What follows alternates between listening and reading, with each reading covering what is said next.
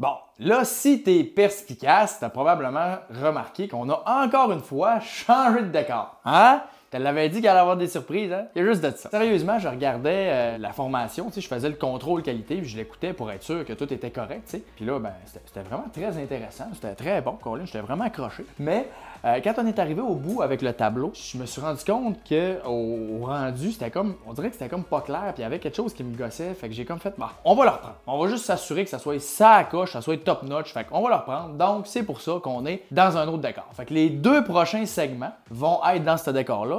Puis lui d'après, on revient dans l'autre place d'avant. Hein, la magie de l'Internet, c'est ça, c'est incroyable ce qu'on peut faire avec ça. Donc là, on est vraiment rendu dans le segment, je crois, qui est le plus rentable pour toi. Okay? C'est-à-dire que peu importe le montant que tu vas décider de donner à la fin, c'est vraiment là où tu vas plus le rentabiliser. Parce que là, on commence à parler au niveau de la fiscalité, les véhicules de placement, puis après ça, les stratégies qu'on peut faire avec ça. Puis tu vas voir, c'est là qu'il y a beaucoup d'argent, quand même assez facilement, si on sait comment bien faire les choses. Et c'est ça qu'on va regarder à l'instant. Je vais commencer par te présenter tes 2 nouveaux meilleurs amis qui s'appellent Réer et Célie. Tu m'avais pas vu venir pendant tout, mais non, je le sais, là, tu tombes de ta chaise, c'est comme ah ben ouais, je pensais pas qu'on allait parler de ça. Ben oui. Donc, écoute, dans le fond, là, c'est pas compliqué. Avant toute chose, ce qui est important de comprendre, c'est que ces 2 affaires-là, OK, ce sont des véhicules de placement. Okay? Donc, ce sont des coquilles vides. C'est-à-dire que si tu mets rien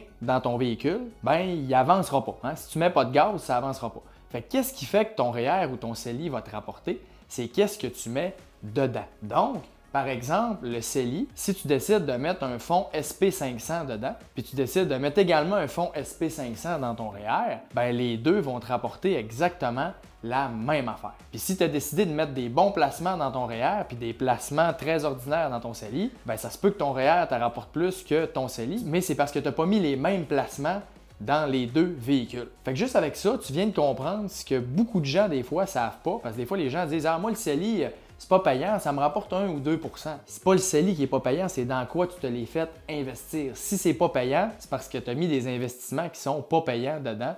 C'est aussi simple que ça. Fait que ça, c'est juste ça qu'il faut comprendre en partant. Ensuite de ça, si on y va vraiment maintenant avec le REER. Le REER, c'est un régime enregistré d'épargne retraite. En gros, le fonctionnement du REER, OK, c'est assez simple. C'est un peu comme si le gouvernement te disait, bon, écoute, cette année, tu as gagné 60 000 $, mais vu que tu as pris 10 000 de REER, mettons que tu avais cotisé 10 000 dans ton REER, ben on va réduire ce montant-là de ton revenu total. Donc, au final, ton revenu imposable va être de 50 000 $. Donc, ça vient réduire ton salaire brut, donc avant impôt, que tu as déclaré. Fait que dans cet exemple-là, le gouvernement te dirait, bon, ben là, nous autres, on t'a prélevé de l'impôt pour un salaire de 60 000 $, mais tu as déclaré seulement 50. Fait que pour petit chou, tu as payé trop d'impôts. Dans cet exemple-là, environ 4 000 $ de trop. OK, on arrondit, on fait des chiffres faciles, là, ça serait 37, quelques %, mais on va arrondir ça à 40 %. Donc, tu as payé 40 % d'impôts de trop sur ce 10 000 $-là. Donc, voici un chèque ou un virement automatique dans ton compte, parce qu'il n'y a plus personne qui prend des chèques aujourd'hui. Donc, voici un dépôt automatique dans ton compte de 4 000 $. Et quand tu seras rendu plus loin dans ta vie, puis que tu décideras de sortir des REER, ben là, ça va fonctionner à l'inverse. C'est-à-dire que, supposons que tu gagnes encore 60 000 $ et que cette fois-là, tu sors 10 000 de tes REER, bien là, ça va s'ajouter à tes revenus. Donc, ça va être un plus. Et ce qui va faire en sorte que ton revenu imposable cette année-là, l'année que tu vas avoir sorti l'argent, va être de 70 000 $. Et là, le gouvernement va dire, on t'a prélevé de l'impôt pour 60 000, mais tu as déclaré 70. Bien là, il manque 4 000 $. Redonne-nous-le, s'il te plaît. Là, c'est là que quand on voit ça de même, ça soulève déjà un argument pour bien des gens qui est comme « Ouais, mais là, dans le fond, les REER, c'est pas bon. Tu sais, tu sauves l'impôt au début, c'est bien le fun, mais après, tu repayes plus tard. Ça donne rien, ça vaut pas la peine. » Premièrement, si tu as quelqu'un dans ton entourage qui te dit ce genre de choses-là, je te recommande fortement de lui référer cette formation-là. Il va probablement apprendre des choses. Parce que c'est pas tout à fait ça. Le REER, il y a 2 principaux avantages. Okay? Le premier, c'est que supposons que tu as cotisé 10 000 de REER comme dans cet exemple-là. Okay? Donc, tu as mis 10 000 de REER et tu as reçu 4000 $ de retour d'impôt. Puis, supposons que tu es intelligent, chose que je pense que tu es parce que tu écoutes cette formation-là, ton retour d'impôt, au lieu de le dépenser dans des niaiseries puis des affaires qui t'amèneront aucun bonheur dans ta vie, si tu décides de l'investir à la place, ben là, ce que ça fait, c'est que tu as 10 plus 4, donc 14 000 $ qui travaillent pour toi à l'abri de l'impôt pendant plusieurs années. Et ça t'a coûté seulement 10 000 de ta poche parce que le 4 000, c'est un retour d'impôt que tu as reçu. Fait que toi, tu as mis 10, tu as reçu un retour d'impôt de 4, tu le réinvestis tout de suite, puis là, tu as 14 000 qui commencent à travailler pour toi. Fait que si tu fais ça, à chaque année, tu réinvestis toujours tes retours d'impôt, bien on s'entend que si on fait ça pendant 15, 20, 25 ans, peu importe, bien quand tu vas arriver à l'autre bout, tu vas en avoir accumulé beaucoup plus parce que tu vas en avoir fait fructifier beaucoup plus. Donc, c'est juste des grosses mathématiques. On est d'accord? L'autre avantage du REER, c'est que est-ce que tu penses que quand tu vas sortir ton argent, tu vas t'arranger pour payer plus d'impôts ou moins d'impôts que ce que tu as sauvé quand tu l'as cotisé au début? Moins d'impôts. J'espère que tu as répondu ça. Sinon, réécoute le segment. OK? Ce que tu veux, dans le fond, quand tu décaisses des REER, c'est que tu veux que le gouvernement, au lieu de te demander 4 000 $, OK? Le gouvernement va juste te demander, par exemple, 3 000 $. Au lieu de te demander 40 %, il va te demander 30 %. Okay? Puis ça, on va le voir tantôt comment faire, OK? Mais c'est ça que tu veux. Fait que là, c'est un peu comme si le gouvernement te disait, ben gars, voici 4 000 $, fais ce que tu veux avec, puis dans le fond, plus tard, là, ordonne-moi juste 3 000, puis garde le 1000 $ de différence. Fait qu'on s'entend que dit de même, c'est quand même un très bon deal. On s'entend. Si je te prête 4 000 $ puis je te demande juste de me donner 3 000 puis de garder le 1000 $ de différence, on s'entend que c'est une très bonne affaire pour toi. C'est un peu la même affaire à ce niveau-là si tu fais bien les choses. Okay? Puis comme je te dis, ça, on va le voir tantôt comment le faire avec un exemple. Ça va jusque-là? Je sais que c'est un petit peu plus technique, OK, mais c'est nécessaire. Si des fois, comme je te dis, des fois tu suis plus, arrête, va prendre un verre d'eau puis reviens puis c'est bien correct. Après ça c'est pour le REER. Maintenant, si on s'en va sur son petit cousin, le CELI. OK? Le CELI, c'est un compte d'épargne libre d'impôt. Le CELI, c'est quand même assez simple, tu vas voir. Supposons que tu as mis 10 000 $ dans un CELI, encore une fois. Le CELI, lui, dans le fond, il se fructifie pendant plusieurs années. Fait que, mettons, éventuellement, ça vaut 20 000 $. Quand tu vas le sortir, tu vas payer 0 $ d'impôt, même si tu as fait 10 000 $ de gain. Fait que dans le fond, le CELI, c'est pas compliqué. Tu mets de l'argent, ça se fructifie, tu ressors, puis tu payes jamais d'impôt. Puis quand tu cotises dedans, ça te fait sauver aucun impôt également. On s'entend que le CELI, souvent, les institutions traditionnelles vont le vendre un petit peu comme un compte d'épargne qui rapporte un peu ou pour des projets à court et moyen terme. Oui, ça peut servir à ça, le CELI, effectivement. Par contre, la puissance du CELI, c'est vraiment à long terme parce que tu es capable de faire fructifier de l'argent pendant des décennies à l'abri de l'impôt, ce qui est un avantage tout simplement incroyable. Tu vas peut-être regarder ça de même, puis là tu vas dire, ben Colin, effectivement, tabarouette, ça n'a pas de bon sens, c'est bien généreux ça de la part du gouvernement, crime. Moi je vais tout mettre mon argent là-dedans, puis là moi j'ai 20 ans, puis je gagne quand même des bons salaires, fait que moi je vais mettre 15 000, 20 000 par année là-dedans, puis Colin, je vais être parti pour la gloire. C'est merveilleux, j'aime ton attitude, sauf que le problème avec ça, c'est que le gouvernement, il a quand même pensé à son affaire. Il a mis des limites, ouais, d'un 2 que tu peux cotiser dedans. Hein? Il est pas fou, c'est d'ici, je mets pas de limite, il y a des gens qui vont peut-être abuser. Donc, la limite, OK, au niveau du REER, on va commencer avec le REER, OK, c'est 18 % de ton salaire brut, OK, à chaque année.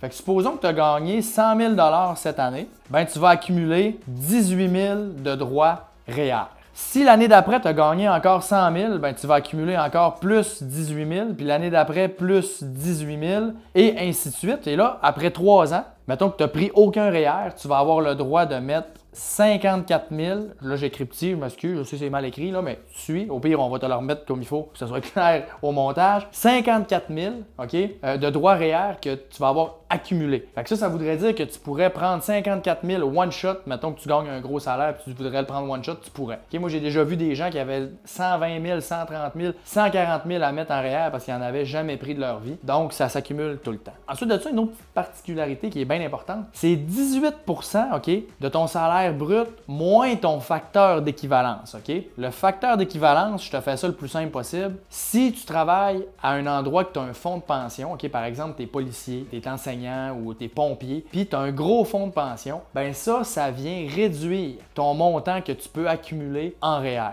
Donc, ça veut dire qu'au lieu de 18 %, c'est peut-être juste 2, 3 ou 4 % que tu peux mettre dans ton REER à chaque année. Donc, 2, 3 ou 4 000 $ au lieu de 18 000. OK? Fait que c'est 18 % moins ton facteur d'équivalent. OK? Fait que juste une petite parenthèse là-dessus. Et pour le CELI, c'est en ce moment, OK, au moment d'enregistrer ça, on est à la fin 2023 et fort probablement que le plafond du CELI va être à 7 000 l'année prochaine. Fait qu'on va y aller de même. OK? Mais sinon, on ajustera les montants, mais en ce moment, okay, à partir, mettons, de 2024, supposons que tu as 18 ans, tu peux mettre 7 000 dans un CELI, mais si tu avais 18 ans en 2009, okay, parce que le CELI existe depuis 2009, donc si tu avais 18 ans en 2009, les droits de cotisation à cette époque-là, c'était 5 000. Puis après ça, l'année d'après, plus 5 000. Puis l'année d'après, plus 5 000. Puis à un moment donné, il y a eu une année à 10 000. Puis après ça, c'est revenu à 5 000. Après ça, 5 500, 5 500, 6 000, puis ainsi de suite. Puis ça, c'est le gouvernement qui décide de changer ça. En ce moment, quelqu'un en 2024 qui a jamais cotisé dans un CELI de sa vie et qui avait 18 ans en 2009, donc comme moi, il peut cotiser 95 000 $ dans son CELI one shot. Puis ça, c'est la même affaire pour tout le monde, peu importe ton salaire, peu importe ta situation, c'est la même chose pour tous les citoyens canadiens. Si jamais, finalement, ça s'avérait que c'est pas 7 000 puis que c'est 6 500 encore une fois le plafond de cotisation, ben ça sera 6 500 puis ça sera 94 500 qui seront les bons chiffres à ce que je t'ai dit là. Là, c'est juste qu'on s'attend que ça soit probablement 7 000, mais il n'y a rien de confirmé encore à 100 % au moment où j'enregistre ça. Fait que je fais juste t'avertir là-dessus qu'au pire, ça sera ça les changements qu'il y aura à apporter si c'est le cas. OK? Okay. Fait que là, une autre particularité qui est bien importante avec le CELI, OK? Puis un point qui est super pertinent de savoir, c'est que tous les retraits que tu fais de ton CELI, tu peux regagner ce montant-là en droits de cotisation l'année d'après. Fait que là, je vais te donner un exemple extrême pour que tu comprennes bien, OK? Dans le fond, mettons que tu as mis 95 000 one shot dans ton CELI. Et en un an, OK, donc mettons, tu as mis ça en janvier, puis en décembre là, de la même année, c'est rendu à 190 000, tu as fait 100 % de rendement, OK? Tu es ultra chanceux, puis ça a explosé tes affaires. Fait que là, tu es rendu avec 190 000 dans ton CELI. Tu décides de retirer ce montant-là en décembre. À partir de janvier, un mois plus tard, on va être sur une nouvelle année, ben tu vas pouvoir remettre 190 000 dans ton CELI, plus le 7 000 que tu vas gagner pour l'année d'après. Ça fait en sorte que tes droits de cotisation CELI, même si tu cotises dedans puis tu retires, tu cotises, tu retires, tu es toujours capable de le récupérer. Fait que ça, c'est un énorme avantage parce que le REER, lui, une fois que tu as cotisé dedans, tu ne peux jamais recotiser le même montant. Fait que mettons que tu as le droit de prendre 20 000 de REER, puis toi, tu as cotisé 20 000 de REER quand ça valait pas vraiment la peine, OK? Comme on va voir tantôt, mettons que tu gagnais pas beaucoup des gros salaires, fait que tu payais pas beaucoup d'impôts, puis tu as pris des REER. Puis là, tu te dis, Colin, finalement, c'était pas très avantageux de prendre des REER, hein, Colin, j'aurais pas dû. Ben là, malheureusement, tu peux rien faire. Tu pourras pas récupérer ce 20 000-là, donc ce 20 000-là va tout simplement avoir été gaspillé. Pour ça que le REER, quand tu le cotises, il faut vraiment que ça soit quand c'est payant pour toi. Et généralement, je te dirais, règle du pouce, tant que tu gagnes pas 55 000 et plus, t'es mieux de commencer à mettre ton argent dans le CELI. Tant que tu n'as pas des salaires de plus de 55 000, commence avec le CELI, puis après ça, quand tu gagnes 55 000 et plus, là, tu peux commencer à mettre des REER. Ça, c'est une règle générale parce qu'il y a bien d'autres choses qui peuvent affecter le dossier, comme les allocations familiales, puis plein de choses comme ça qu'on ne rentrera pas là-dedans dans la formation. Je vais en parler dans l'autre formation, mais aujourd'hui, on ne rentre pas là-dedans. Mais je veux juste que tu gardes dans ta tête que, mettons, si tu n'es pas sûr au niveau des REER, tu écoutes la formation, puis là, tu es comme moi, j'ai gagné 53, puis là, je suis comme, on dirait que je suis pas sûr si je prends des REER. Ben, au pire, fais juste le valider avec ton comptable ou avec ton CPA, la personne qui fait tes impôts, juste voir l'impact que ça a, puis être sûr que c'est payant pour toi, puis ton comptable va pouvoir te le dire si ça vaut la peine ou pas. OK? Fait que tu pourras juste le valider avec cette personne-là si tu n'es pas certain. Mais comme je te dis, règle générale, si tu n'as pas d'enfant, 55 000 et plus, tu peux commencer à mettre des REER, 55 000 et moins, mets ça en CELI, that's it. Là, avec ce que je viens de te dire là, ben peut-être que tu viens d'avoir un flash très brillant qui est à dire, ben Colin, on va faire comme Fred a dit,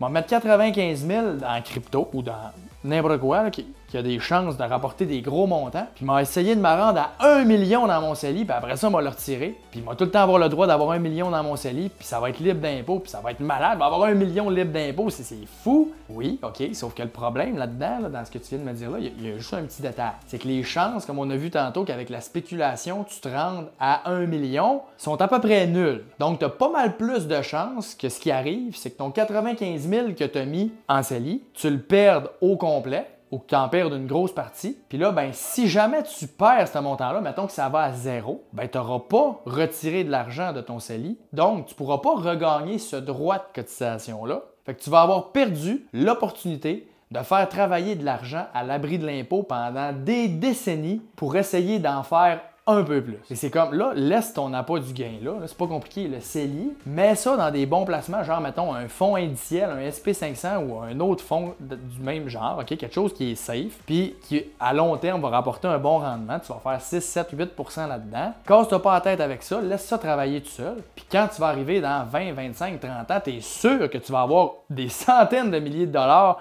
à l'abri de l'impôt, puis tu n'auras pas risqué de perdre cet avantage-là. Clairement, casse-toi pas la tête avec le CELI, puis laisse ça travailler dans des bons placements, bien standards, bien pas pire, puis ça va bien aller. Aussi, c'est que si tu spécules avec ton CELI, donc par exemple que tu fais du day trading, que tu fais plein de transactions dans le but de faire beaucoup d'argent à l'intérieur de ton CELI, ben là, le gouvernement pourrait te vérifier à un moment donné puis dire « Oh, t'as peu, là, OK, là, tu essaies de faire du revenu avec ça. » Fait que là, ça peut être considéré comme du revenu d'entreprise. Puis là, ben si ça arrive, tu vas perdre l'avantage du CELI. Puis le gouvernement va te dire « Ah, non, désolé, ça c'est du revenu d'entreprise, donc tu vas être imposé. » Puis là, ben, ça ne te donnera plus rien d'avoir l'argent dans le CELI. Je te leur dis, CELI, casse-toi pas la tête, tu fais ce que tu veux, je suis pas ton père, OK? Moi, je fais juste te donner l'information. Mais sache que je ne recommande à personne de spéculer avec le CELI parce que le risque est trop grand de finalement perdre l'avantage du CELI au lieu d'avoir fait beaucoup d'argent. Fait que fais bien attention à ça. Donc, maintenant, concrètement, si on regarde REER CELI ensemble, OK, pourquoi c'est intéressant, puis pourquoi je te disais tantôt que ça va être tes deux meilleurs amis. On va y aller avec un exemple qui est quand même assez extrême, mais pas tant que ça, OK? Dans le sens que c'est un exemple qui peut avoir l'air gros, mais qui est quand même réaliste. On va supposer que quelqu'un il a 1 million en ce moment, OK, de placé. Donc, il est millionnaire. On va supposer que son million, il est réparti de la façon suivante. Donc, il y a 700 000 dans son REER et 300 000 dans son CELI. Fait que là, comme je te dis, tu peux te dire, crème, 1 million, c'est gros, puis ça va être long avant que je me rende là. Puis ça peut avoir de l'agro, effectivement. Sauf que, si tu fais les calculs, tu vas le voir. Mettons quelqu'un qui travaille dans le Nord, OK, puis il a des bons salaires. Comme moi, j'en avais plusieurs des mineurs là, dans ma clientèle. Ils faisaient du 14-14. Fait qu'eux autres, ils gagnaient entre 150 puis 200 000 par année. Fait que placer 30, 40, 50 000 par année, c'était quand même pas difficile pour eux autres. Ça se faisait quand même assez bien. C'est-à-dire que dans cet exemple-là, quelqu'un qui travaillerait d'une mine, par exemple, puis qui décidait de mettre 25 000 par année dans son REER, puis qui aurait un retour d'impôt de 12 000, 12 500, puis qui pogne ce retour d'impôt-là pour le réinvestir, mettons, en CELI, il fait juste ça. Mais 25 000 de REER, pogne son retour d'impôt et il le met en CELI, bien en dedans de 15 à 17 ans, dépendamment de son rendement, aux alentours de 6-7 %, il va avoir atteint son million, puis il va avoir 700 dans le REER, puis 300 dans le CELI. C'est pour ça que je te dis, c'est pas si incroyable que ça, OK? Puis oui, pour quelqu'un, ça peut prendre plus de temps avant de se rendre là, mais je voulais juste quand même que tu saches que c'est quelque chose, que quelqu'un qui a le goût d'investir massivement puis d'atteindre l'indépendance financière rapidement, ça peut se faire quand même très bien. Peu importe quand est-ce que tu es rendu là, supposons que c'est ta situation ou c'est la situation de notre gars qu'on parlait tantôt, dans notre exemple, OK? Lui, il se dit, moi, j'ai checké mes affaires, puis avec 40 000 par année, j'en ai suffisamment. Donc moi, 40 000 net, OK, net d'impôt, donc 3 000 quelques par mois, j'en ai suffisamment pour avoir mon train de vie. J'ai pas de dette parce que j'ai profité de mes gros salaires pour payer toutes mes dettes pendant ce temps-là. Fait que j'ai pas de dette, ma maison est finie de payer, supposons. Puis j'ai épargné beaucoup d'argent. Fait que moi, dans le fond, 40 000 par année, j'en ai en masse pour avoir le train de vie que je veux. Cette personne-là pourrait sortir 15 000 de son REER et 25 000 de son CELI. Et son seul revenu imposable là-dedans, ce serait quoi? 15 000 de REER. Puis, comme on a vu tantôt, au Québec, quand on gagne 15 000 et moins, on paye 0 $ d'impôt. Ça veut dire que dans cet exemple-là, la personne se retrouverait avec 40 000 net dans ses poches et elle aurait payé un gros total de 0 $ d'impôt. Ça veut dire que la personne, le gouvernement il a donné 12 500 à chaque année sur ses REER de retour d'impôt. Elle l'a réinvesti et quand elle sort ces mêmes REER-là, parce qu'elle le sort d'une façon intelligente, et stratégique, elle paye 0 $ d'impôt sur ses REER. Fait qu'on s'entend-tu qu'elle vient de faire 50% de rendement automatique juste parce qu'elle a décaissé de façon stratégique, qu'on appelle. Fait que ça, c'est un exemple, puis il y en a plein d'autres, OK? Mais c'est un exemple qui démontre très bien qu'au Québec, c'est important d'être riche en actifs et pauvre en revenus, comme le si bien dit Pierre-Yves McSween dans son excellent livre Liberté 45, que je te recommande à 100% en passant. Va lire ça. Il y a encore plein d'autres exemples de ce style-là qui illustrent à quel point la fiscalité au Québec, quand tu sais bien l'utiliser, il y a plein d'argent à aller chercher. Puis le plus fou là-dedans, OK? Le plus fou, c'est que le gouvernement va regarder ça puis il va dire « Ouais, mais là, pauvre petit pète, t'as gagné 15 000 $ cette année. Ça n'a pas de bon sens. Tu es en dessous du seuil de la pauvreté. On va t'aider. On va t'aider. Tiens, voici des crédits d'impôt auxquels les personnes à faible revenu ont droit parce que là, ça n'a pas de bon sens. Ouais, mais je suis millionnaire. J'ai 1 million. Là, je n'ai pas besoin des crédits. Ouais, mais tu as gagné 15 000. Ouais, mais je suis millionnaire. J'en ai pas besoin des crédits. Ouais, mais tu as gagné juste 15 000. Le gouvernement ne regarde aucunement combien tu as dans tes placements. Le gouvernement fait juste regarder ton salaire que tu as déclaré, that's it. Fait qu'on s'entend que c'est juste comme aberrant, puis là, il peut y avoir un débat moral de ben là, ça n'a pas de bon sens, une personne qui a 1 million a le droit à des crédits. Pas en train de dire que c'est bien ou pas, moi, je fais juste te donner l'information que si tu utilises bien la fiscalité puis tu connais ton affaire, ben voici ce qui peut arriver. Comme je te dis, il y a plein d'autres exemples. Encore une fois, Pierre-Yves McSween en fait plein, puis il y a plein d'autres sources également sur Internet que tu peux aller voir qui illustrent la fiscalité au Québec, mais clairement que c'est fou parce qu'en plus, si ce gars-là, mettons, il y avait eu des enfants, ben ses allocations familiales auraient augmenté, ses remboursements de frais de garde auraient augmenté également, puis tous les crédits sociaux fiscaux auraient juste été boostés au maximum parce que son revenu aurait baissé énormément. Fait que c'est juste comme complètement débile les stratégies et les choses qu'il peut avoir à faire, puis ça c'est de l'argent complètement ramassé à terre, c'est le gouvernement qui te le donne. Fait que c'est du rendement garanti. C'est très payant de connaître la fiscalité. Si on résume tout ça, bien simple, OK? Règle générale, on commence avec le REER, OK? Si on gagne 55 000 ou plus. Donc, ta première épargne, si tu gagnes 55 000 ou plus, c'est dans le REER, puis tu veux normalement aller baisser ton salaire jusqu'à 50 000 à peu près, parce qu'en bas de ça, comme on a vu tantôt avec les tables d'impôt, tes 1000 que tu vas prendre supplémentaires vont être moins payants, puis au lieu de te faire sauver, mettons, 37 % d'impôt, ben ils vont te faire sauver 27 % d'impôt. Fait que t'es mieux d'attendre l'année d'après pour reprendre des REER quand tu es tout le temps dans la tranche de 37 %. Ensuite de ça, si tu gagnes 55 000 et moins, donc on s'en va dans le CELI. Par contre, comme on vient de dire, si tu as mis 5 000 de REER, tu gagnes 55 000 et plus, mettons, tu as mis 5 000 de REER, puis après ça, tu as de l'épargne encore à mettre, ben là, c'est là que tu peux aller dans le CELI par la suite, OK? Il y a juste 2 véhicules, OK, que je vais aborder là, très simplement, juste pour que te mettre la puce à l'oreille et que tu t'en souviennes, OK? Il y a, premièrement, les régimes épargne-études, OK? Régime épargne-études, je te fais ça très simple. Le gouvernement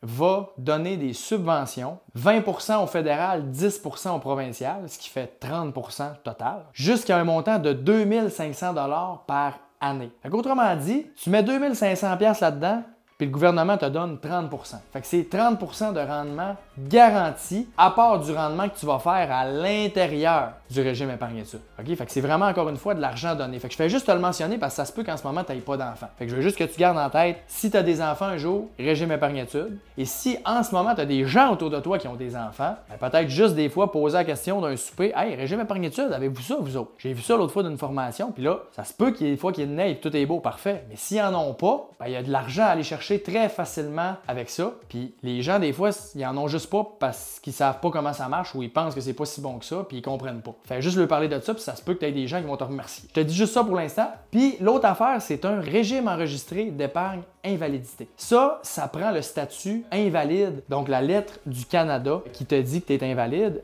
pour avoir droit à ça. Puis ça, mais encore une fois, c'est vraiment pas beaucoup de gens qui ont droit à ça, mais par contre, le statut invalide, je veux juste quand même que tu le saches, t'es pas obligé d'être en chaise roulante. On s'entend? J'ai un client qui avait le diabète type 1, puis il avait sa lettre qui disait qu'il était invalide à cause de ça, mais il est très fonctionnel, puis il gagne très bien sa vie, puis je veux dire, tout fonctionne normalement. Mais il avait quand même droit à ça. Puis ça, ben, je veux juste que tu retiennes qu'encore une fois, le gouvernement met de l'argent là-dedans. Dépendamment des situations, ça peut varier entre 100 % et 300 % de subventions que tu obtiens du gouvernement. Donc, encore une fois, un rendement garanti de 100 % ou de 300 %, ça se prend bien. On est d'accord? Ça, je t'en dis pas plus là-dessus. Je veux juste que tu retiennes que si jamais toi, tu as le statut d'invalide, ben, il y a quelque chose à aller checker à ce niveau-là. Puis si tu as quelqu'un dans ton entourage qui a ce statut-là, ben, parle-y de ça parce que souvent dans les institutions traditionnelles, des fois, ils en parlent même pas. Des fois, ils connaissent même pas le produit comme il faut. Puis ça fait en sorte qu'il y a des clients que j'ai rencontrés qui n'avaient jamais été mis au courant de ça, puis qui avaient plein d'argent à aller chercher à ce niveau-là. Parle-en parce que je le sais que c'est souvent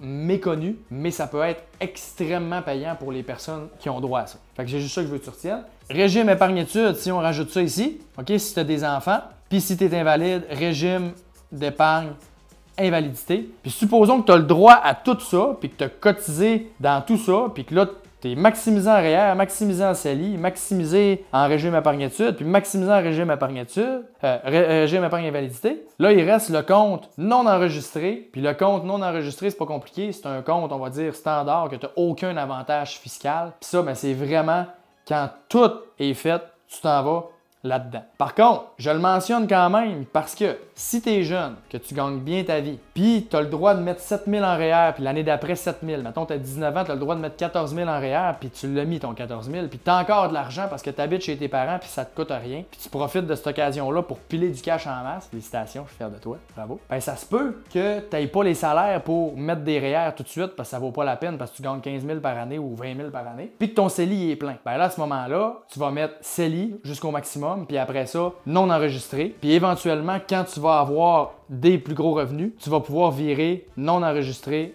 au REER. Fait que c'est pour ça que je le mentionne, parce que si, mettons, tu as 30 ans, tu n'as jamais cotisé en REER, CELI et tout ça, tu n'en masses, OK? Tu as encore une couple d'années en avant de toi avant de passer au non enregistré. Mais si tu es jeune et que tu fais bien les choses puis tu commences de bonne heure, ben ça se peut que le non enregistré, il vienne plus rapidement. Puis c'est pour ça que je te le mentionne, juste que tu n'as pas d'avantage fiscal à ce niveau-là, mais c'est ça qu'il faut que tu ouvres si jamais tu es maximisé en CELI et que ça vaut pas la peine de prendre des REER. C'est juste ça que je voulais que tu saches. Ça fait le tour pour REER CELI, c'est assez complet. Comme je te dis, je le sais que c'est plus technique, fait que des fois, tu peux le réécouter si des fois il y a des choses qui t'ont échappé. Là, ça se peut que tu te dises, Caroline, REER CELI finalement, hein, ça a du bon sens, j'aime ça, j'aime vraiment ça. Je trouve que le gouvernement, il est très généreux, puis effectivement, il l'est. Mais sais-tu quoi? Il y a encore 3 autres cadeaux que le gouvernement te donne. 3! Tu sais quoi? Il va falloir être dans le prochain vidéo pour le savoir. Ben oui, c'est ça. Fait que là, tu as juste à cliquer dans le prochain vidéo, puis tu vas savoir tout de suite c'est quoi les 3 cadeaux du gouvernement. Fait que je t'attends dans le prochain segment.